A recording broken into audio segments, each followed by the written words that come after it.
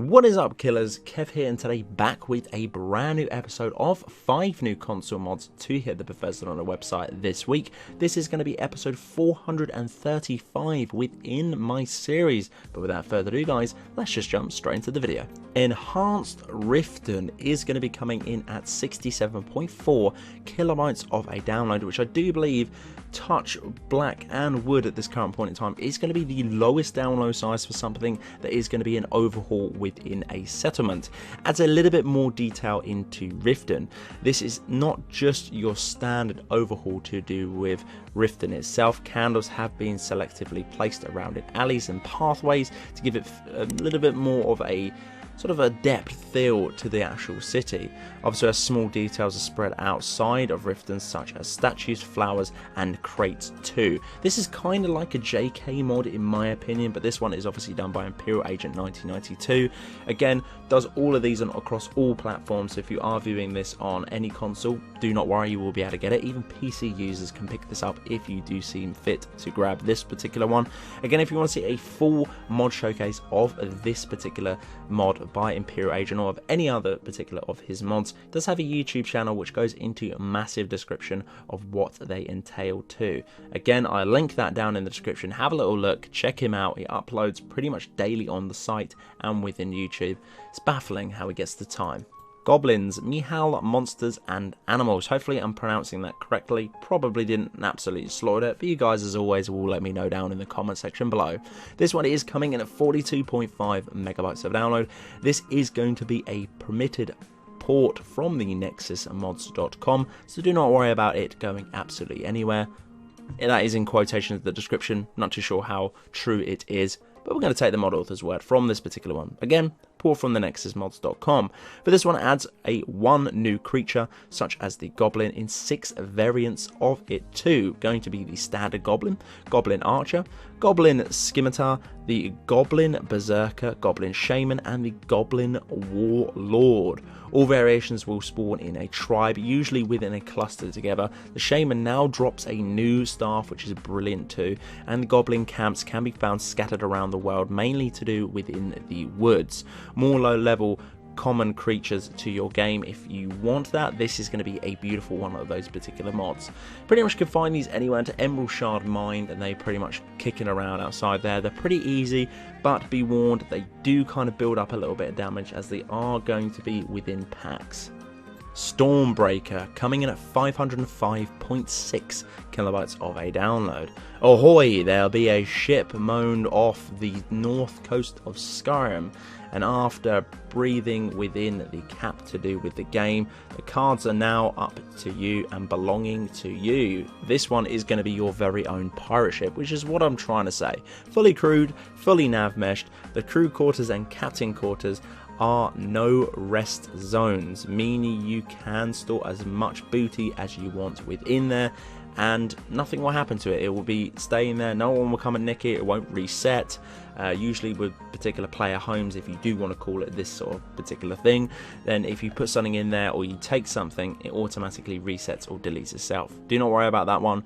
This is pretty much going to be your section alone on this particular one. The mod authors distinctly said that they will not update this mod or remove it due to the fact of that it's going to be homes and, you know, see what you can do. Savvy. Again, ending the description is very Pyresque, this particular description. And yeah, I think this is absolutely brilliant, this particular mod. It's nice to see that it is going to be a unique player home to be coming to the PlayStation 4. We've got a ton of unique player homes on sort of the Xbox One. But for this one, it's a new breath of fresh air. I do like it. I love pirate ships. I think they're absolutely cool. There's not enough player homes on the water. So for this one, it's a massive thumbs up from me. Serpentis Skyrim Special Edition Revamped, coming in at an incredibly low download size of 5.1 megabytes of a download. This again is going to be a beautiful blade from the original mod author called Ronnie Magnum, an absolute amazing mod author for weapons. We've done a ton of his different mods, her mods, not too sure what the gender is, don't want to assume, from the nexusmods.com. Beautiful people on the Bethesda website have ported these bad boys over for us to enjoy. They're absolutely stunning. The models, meshes, and textures are finesse. They are on point every single time. This mod adds a new weapon. Obviously, a sword can be obtained west of Solitude Sawmill. Hug against the river that runs in front of the mill, while keeping your eyes glued out, as this will be sticking to the rock wall. All you need to do is pull it out and the blade is absolutely yours. This blade is absolutely brilliant. It's absolutely gorgeous. You could look at it for ages. Not only is the hilt and the blade beautifully designed, throughout that the sheath that you do put this in is really nice as well.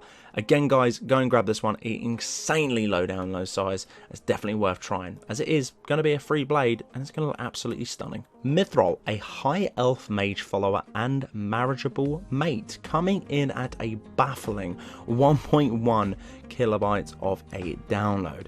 Most of the night elves within the vanilla game are going to be extremely rude, not even marriageable throughout the game as well, but for this particular one it is all of the opposites to do with that. For this particular mage, you can find him stumbling around within the Winterhold, and it's gladly going to be acceptance for you to embark on sort of your journey.